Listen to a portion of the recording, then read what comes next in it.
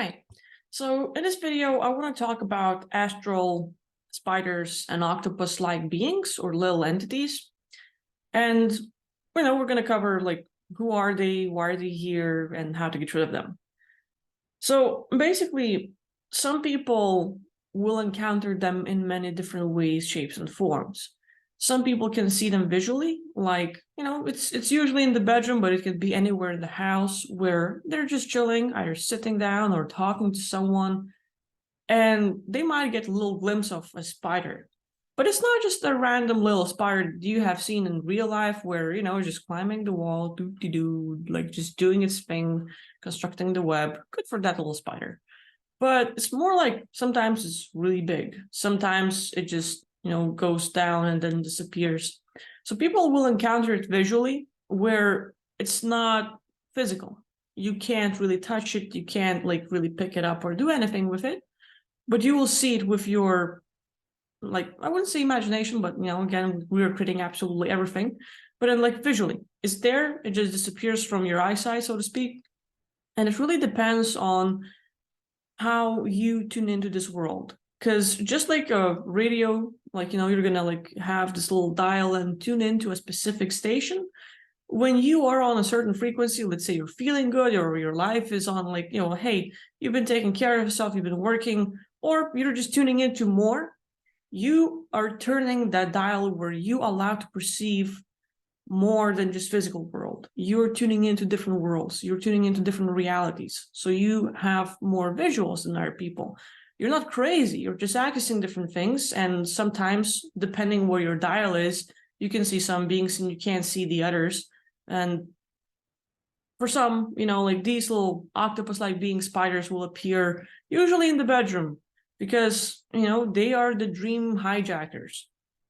And created by humans, created by other entities, created by reptilians, really depends, different groups, different intentions.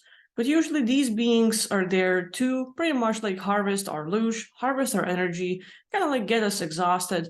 But the biggest thing is dream hijacking. Whatever you focus on, you create. Every single thought and every intention goes into manifesting something. And one way or the other, you're manifesting this reality you're in right now or other possible realities, but it really depends on how much you focus on it and how much you tune into that reality, but you're constantly creating things. Now, these astral spider and octopus-like beings, they will pretty much kind of like land on your face when you fall asleep. And through your dream time, when you can create, when you can go lucid dreaming, astral projecting, out of body, and all of these little things, they can join your world, they can alter things, and just the same way in lucid dream you can create your reality and control everything and have fun, these beings will kind of alter your dream state. They're the dream hijackers, as in recoding, reprogramming the reality you're experiencing, giving you a different story, a lot of times causing nightmares, but usually they're the ones creating the experiences where in the morning you wake up or throughout the night and you will feel exhausted. You feel like you've been attacked. You feel like something's different. And some people can like get a good night's sleep and rest. And of course, there's a lot of factors how you can feel in the morning and why. As in, did you get enough sleep? Did you rest enough? What did you eat? What did you not eat? Did you take your vitamins or like, supplements? Did you work out and all of these things? If you don't have background stress from work and all the other things of life, well, they're the ones that might be affecting you. But of course, there's always so many things that builds up and affects us to the current state that we're like waking up in. But anyway, some people will fall asleep and they will have this spider octopus-like being landing on their face, altering your dream state. And the biggest intention is to have you create a possible reality that they want or that they have been programmed for you to create. As in, reptilians are pretty much like, okay, humans are great manifestors, they're great creators. And if we put thoughts in their head and reprogram them or have them focus on the negative, this is what you're going to create. Great, easy. And so that they wouldn't have to work all day long, they also have these little spider octopus-like entities that, when we go to sleep, fall asleep, we dream, we're creating, we're tuning into different realities. We're always there, we're active, we're playing, we're doing things. But if someone else puts us in a box and alters the reality we see, and we wake up all stressed out. Like, oh God, no. You've had a dream where you've been cheated on, where someone abandoned you, where you've been to war, where you've killed someone, where you had to run from the monster, and all of these possible scenarios that kind of irritates you. It stresses you out, it causes anxiety, it makes you ask why am I seeing this? Why was it so vivid? Why was it so real? And it's not necessarily you tuning into something and doing something bad for real. There is an entity that wants you to that wants you to feel bad, wrong, and guilty, that wants you to feed them with fluid, that wants you to give them energy. They want you to create that reality where you're not doing good, where you're like, hey, I'm bad. Damn, what if I'm going to be left? What if they're right? What if she's going to cheat? What if he's going to cheat? And we have all of these questions, and all of a sudden, the feelings that we wake up in is so freaking important. You can start your day, and every single thought and feeling state and intention you put, you create everything. But if they can get into your head and affect your perception of reality and make you feel bad, wrong, and guilty, then all day long, or for at least quite a while, you're going to be focusing on the negative. You woke up with a freaking nightmare, and that's been scary. So some people can see them, others will not, but they will get the side effects where you don't see them, you don't perceive them, and nothing, you might not even know about their existence, but you have the side effects. They have been messing with you, and you wake up with these symptoms. And again, possibility, there's tons of beings out there, there's tons of things causing these things, not necessarily just the astral stuff, not just the entities. It's going to be your physical life, it's going to be stress, it's going to be things that's happening to you 24/7, but possibly one of the things that's causing this, and it's astral spiders and octopuses that are doing the dream hijacking, harvesting your loosh, and making you create the negative reality, or having you tune into something that's going to make your life a bit worse. So having that in mind, okay, kind of okay, we all know how the spider or octopus looks like, different sizes, different shapes and forms, right? But with that idea, if you have one, whether you see it or not, you can either pick up the side effects and feel yeah, I woke up and I felt like I've been drained. I felt like my dreams have been messed with. I felt like someone put me in this, scenery where I just woke up and I felt like crap. So all of these possibilities, you can consider, okay, maybe there is this spider or octopus-like entity. And if there is, how can you deal with it?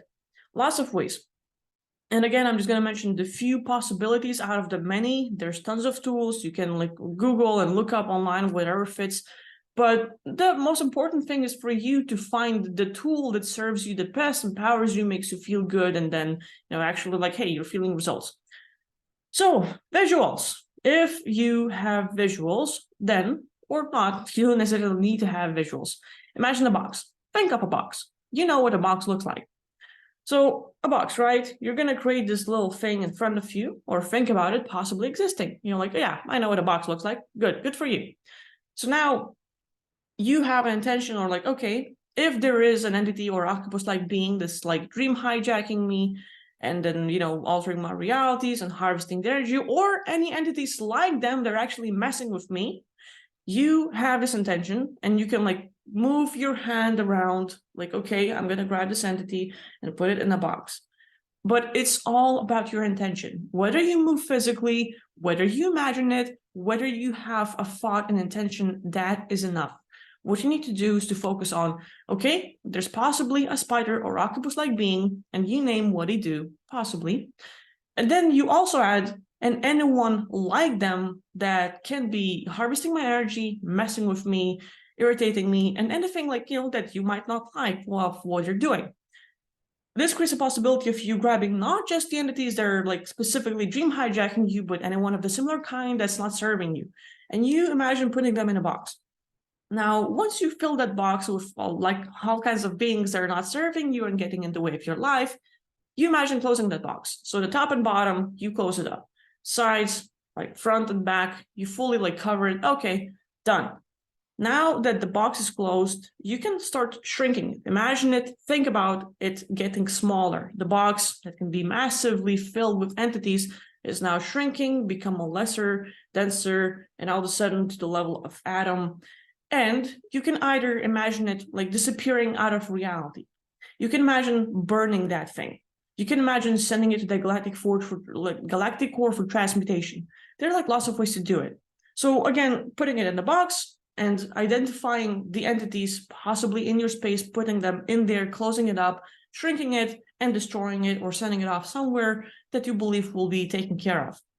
With all of that, again, your imagination is your superpower. It's the best tool to deal with anything. So you can simply have a thought, okay, I have this flamethrower in my hands, and I'm going to spray the flames or love or anything that will deal with these entities and get them out of your reality. So you just literally move around with your hands or imagine it and doing it in your room, and that will work on destroying them. But again, really the most important thing is that you believe in yourself, because you're like, yeah, I'm destroying these entities with a flamethrower. Haha, it's not going to work because like, that's bullshit. Why is she telling me this? And then you start believing it. You start believing in your superpower. You're like doubting like it's going to work. Yeah, of course. If you're doubting it, it's not going to work.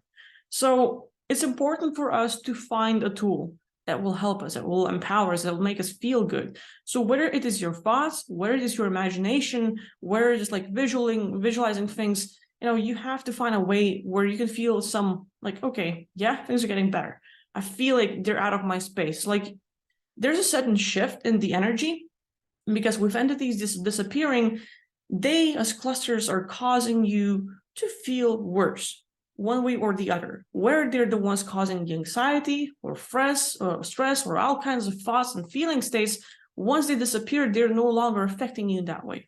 So if you feel the tension, if you feel all kinds of pains and aches and worries and concerns, they might be the ones doing it. And all of a sudden, once you just like identify possibly someone affecting you, and again, you can identify them as spiders or octopus-like beings or anyone that's actually causing you to think certain things, you put them in a box and like you get them out of your space.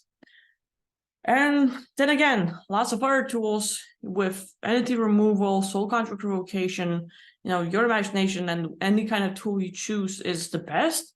Just find something that makes you feel good and empowers you. Anyway, hopefully that gives you some ideas. If you have any more questions about it, like leave that in the comment, and I'll see you soon. Thanks for watching. Bye-bye.